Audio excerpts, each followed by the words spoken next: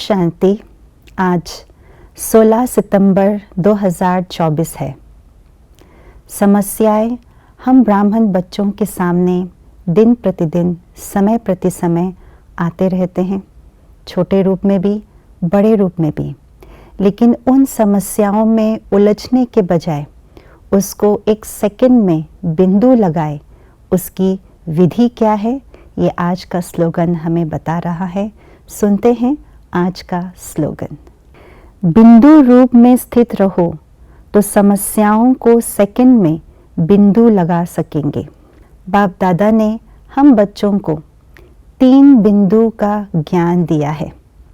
एक है आत्मा बिंदु, दूसरा है परमात्मा बिंदु और तीसरा है ड्रामा बिंदु।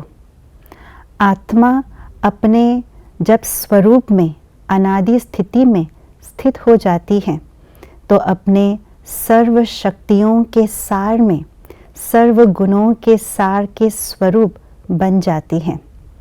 और जब आत्मा बिंदु रूप परमात्मा को, जो बीज रूप है, उसे याद करते हैं तो पूरे सृष्टि का सार समझ में आ जाता है, सर्व शक्तियों का आधार अनुभव होता है।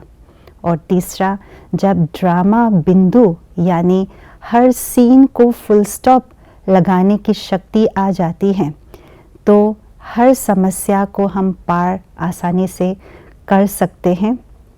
यही है बिंदु की शक्ति। बिंदु भले ही बहुत छोटी है लेकिन वो बहुत शक्तिशाली है, क्योंकि बिंदु है सार।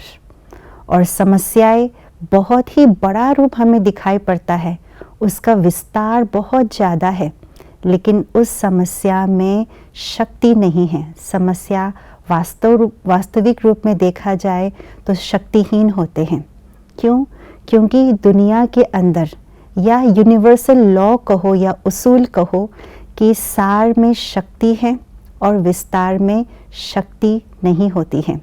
इसलिए बिंदु में स्थित होना माना सार में स्थित होना। जब सार में स्थित हो जाते हैं तो समस्या जो विस्तार है उसको हम सेकंड में बिंदु लगा सकते हैं। बिंदु लगाना माना अपने आत्मिक स्वरूप में स्थित होना, परमात्मा बिंदु की स्मृति में रहना और ड्रामा को देखना, यानी फुल स्टॉप लगाना हर सीन को, बीती को बिंदी करना। इसमें कंट्रोलिंग पावर बाबा कहते हैं, इसका अभ्यास चाहिए। जब ये 3 बिंदु हम उसमें स्थित हो जाते हैं, समस्या कितनी भी बड़ी क्यों ना हो, उसको हम एक सेकंड में फुल स्टॉप लगा सकते हैं। लेकिन बाबा कहते हैं ये बहुत सहज बात है बिंदु बनना, बिंदु लगाना, लेकिन इसका बहुकाल का अभ्यास चाहिए। अगर हमने बहुकाल का अभ्यास नहीं किया तो क्या होगा?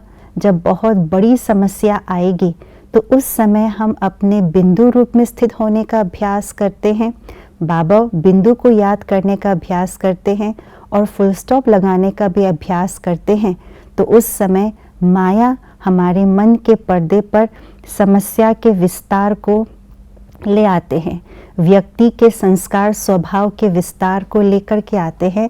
तो एक सेकंड में बिंदु में स्थित होते और दूसरे सेकंड में विस्तार में हम चले जाते हैं। इसलिए समस्याओं को हम बिंदु नहीं लगा सकते, समस्याओं में हम उलझे रहते हैं। इसलिए बाबा कहते हैं बिंदु रूप का अभ्यास वो भी बहुकाल का चाहिए।